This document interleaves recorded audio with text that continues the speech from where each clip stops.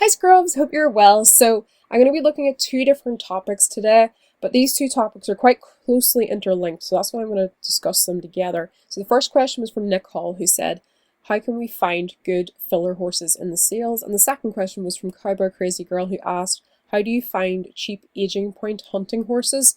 So I am going to be looking at these things together, but I'm going to first explain what they are separately. So filler horses are horses that you use in competitions, and their whole purpose is that they lose. You don't want a filler horse to win, okay?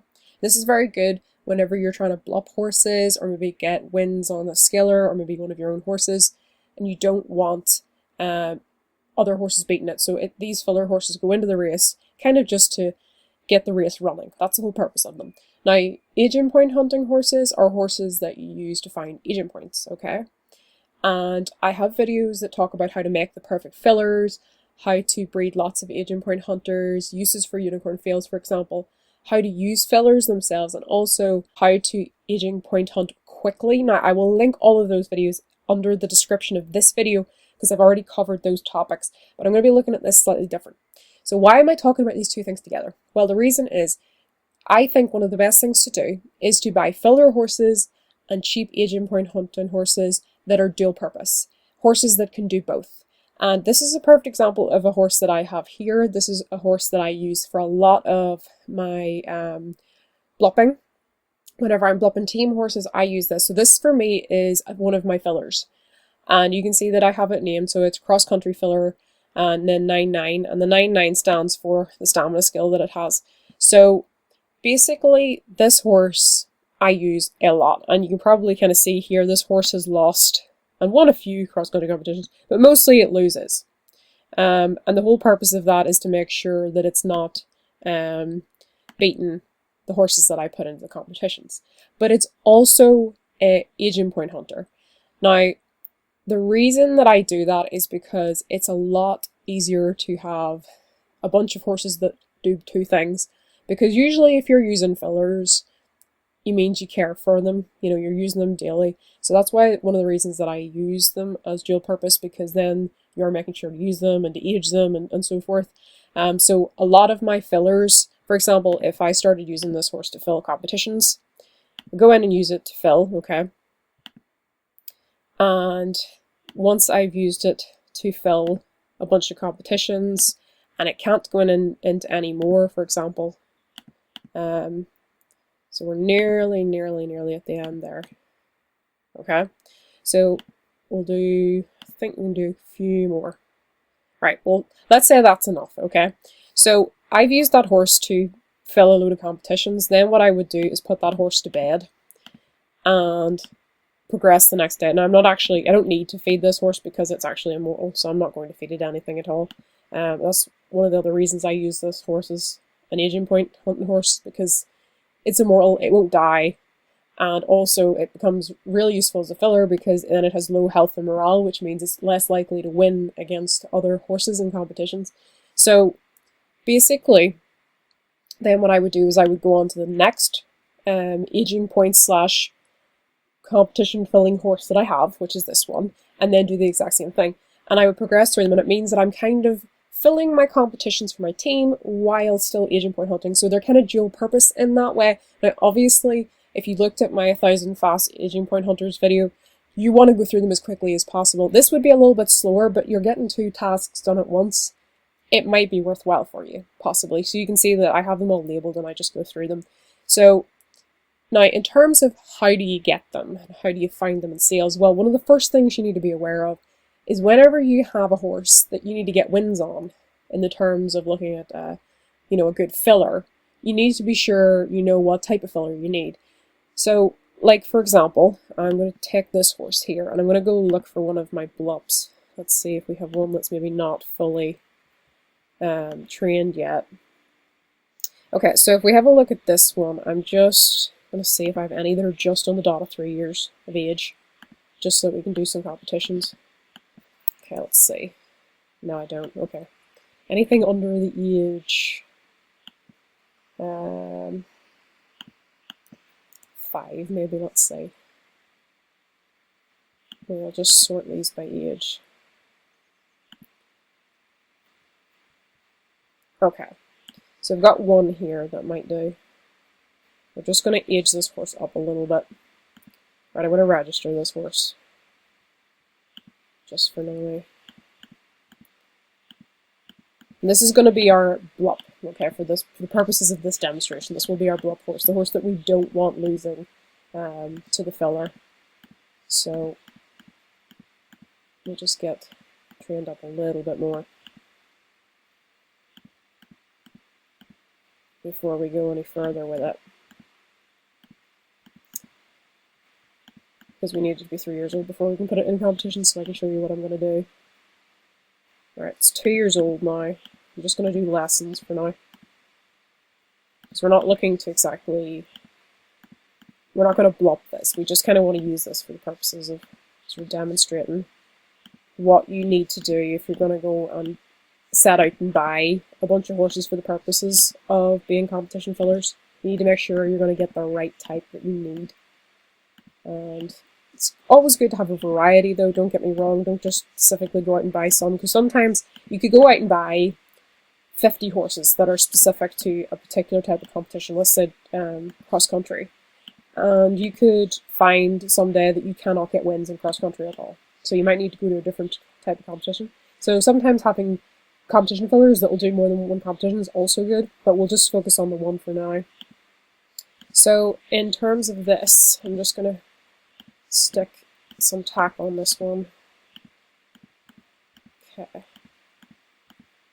Now, so this horse is ready to go into competitions. Now we're going to go into cross-country, and this is going to apply to all different competition types, but just pay close attention to this.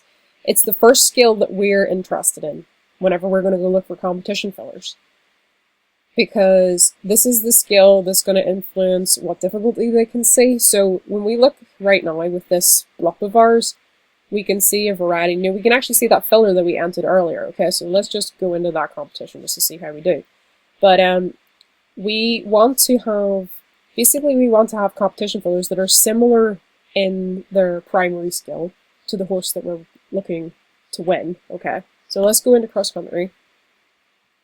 And I'm going to look for a competition just with 2. So this difficulty is around 111, so let's enter that one. Now we're going to take this filler that I have here, that is a cross-country filler of 121, and we're going to... Actually, I've just realised that one's in Western. We're going to have to go back here. I know I have another one that'll do instead. Actually, I think we probably can still use this one again, so let's just click on that. Now, this one isn't going to be able to see it. Sometimes they won't be able to see it, but it's just about having, as I said, a variety of them. So let's look for something a little bit higher. This one might be able to see what we're looking. We'll have a look and see. So if we go down here, no, it doesn't. Right. One of the easiest things you can actually do, if I can catch this aging point, there we go. Let's go to the advanced search, okay, and I'm just going to look for a horse that has about 120 in stamina within the horses that I have. Okay, so now we need one there. Here's one that will do because it's classical, okay. It's about 130. The block that we have has gone up to 145, but we did enter competitions a little bit earlier than that. So we go down here and there is our block that we had, so we can click enter, and then that'll run that competition. Now, we may not necessarily win because, as I said, we're not filling all of those up, but it's just to kind of give you a demonstration of what you can do. So, okay, we got a 3rd there, and we got a 4th, but the fillers all came last. They didn't beat the one that we had. So obviously, if you're working with a bunch of teammates, they'll enter some as well, because you can't enter all of the horses into the same competition. You can only enter 2. So obviously you'd need another friend to enter 2 fillers, maybe another friend to enter 1 for you. So that is kind of how you use the fillers.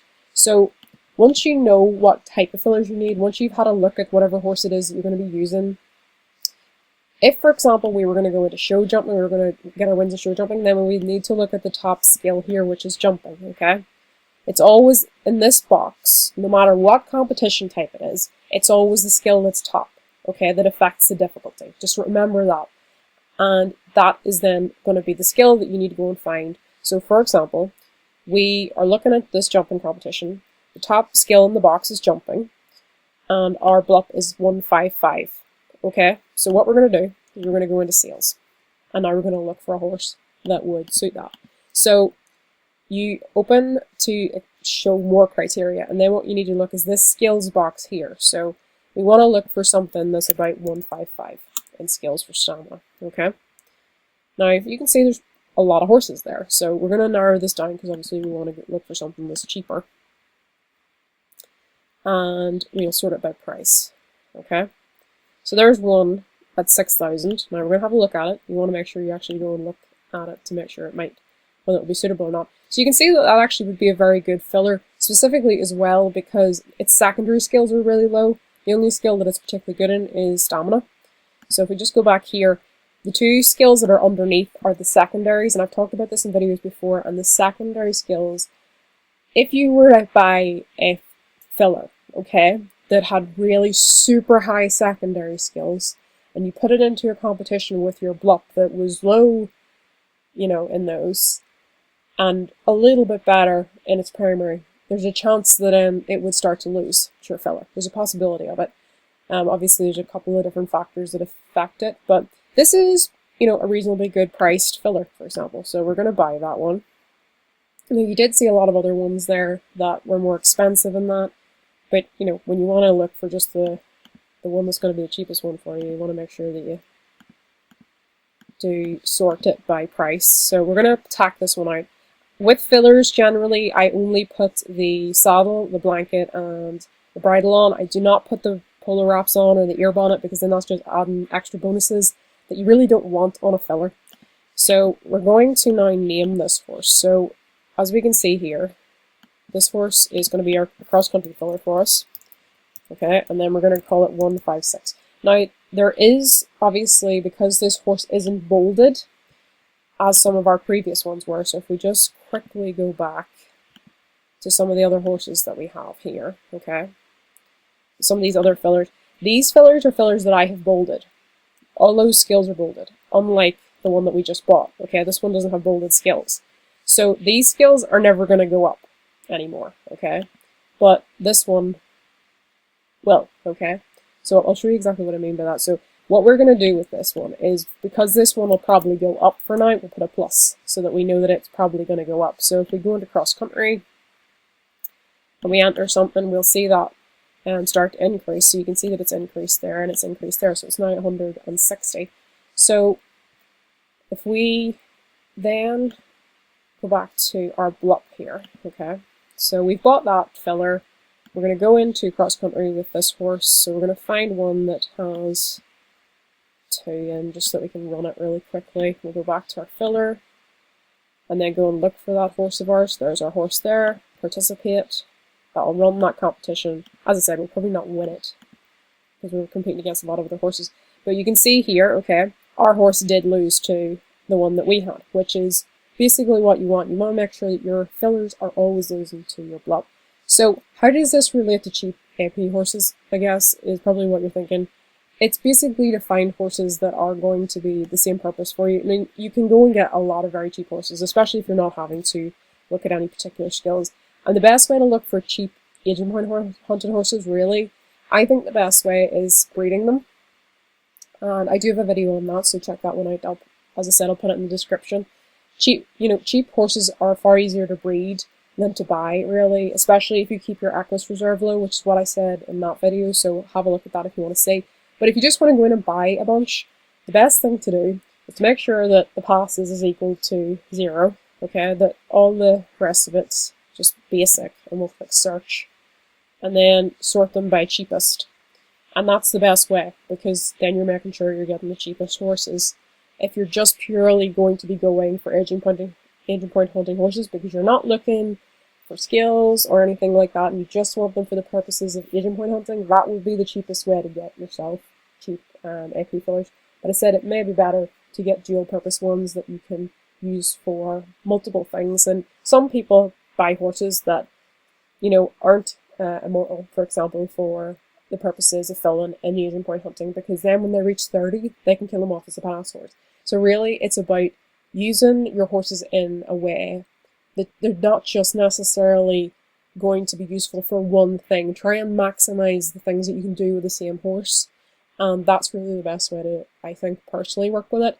You may even find that if you start off with a few horses that you buy in to be fillers or agent point hunters, buy in mares, because then you can cover with, you could have one stallion and cover those mares, and then in between using them to fill competitions.